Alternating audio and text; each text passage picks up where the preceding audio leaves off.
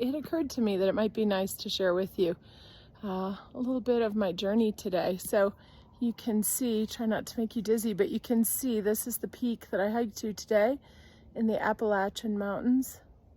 This is one of the two sisters.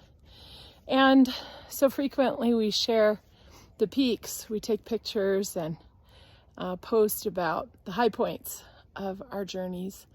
And I thought it might be helpful just to share a bit of what happened to me today to get to this point, and maybe there are some questions or some things that it'll bring up for you.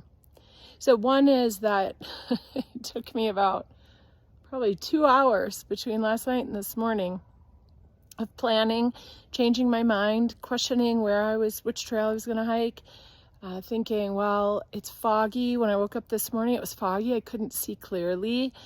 I thought, well, maybe if I do all of this work, I'll get up here and I won't have a view. Hello, I have a beautiful view.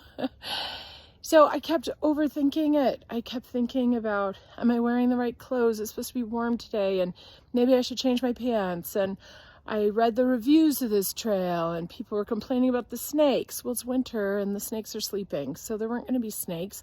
But there were so many fears. What if it's too muddy? What if I slide? What if I hurt myself?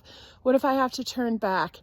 And so I just took all of these fears and overthinking it and decided, without even realizing it, that the way to get through that was to plan for it, to somehow be able to anticipate every single challenge and be able to plan for it. No, I plan and I plan and I plan and I planned. This was not even part of my plan. I just decided this morning to come back here. And so I just pulled it up on my phone really quick. My son has an expression that is, you have to go to know. He learned that through Outward Bound a couple of years ago when he was out hiking for a couple of weeks. You have to go to know. How can we apply that in our own lives? I didn't know. I finally just decided I just have to go. And if I run into obstacles, if I run into challenges, if I'm not wearing the right pants, then we'll deal with it. But I was so in my head that I almost didn't go. I almost turned around and went home. So how many times do we overplan? Do we try to anticipate every potential risk, be prepared in every single way? And sometimes we don't even start because we're so in our heads we can't get past all of those potential, perceived, or real obstacles. Instead, what can we do? We can just go. And we can trust that we'll know if we need to turn around. We'll figure it out if we don't have the right pants on.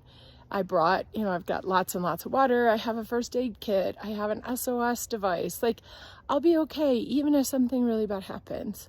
So if you can completely trust that inner voice and that sense of knowing that gets so crowded out by all of the brain stuff, what would you be able to do? Would you be able to get to a beautiful place like this despite your fears, despite all of the mental resistance that we all go through every day?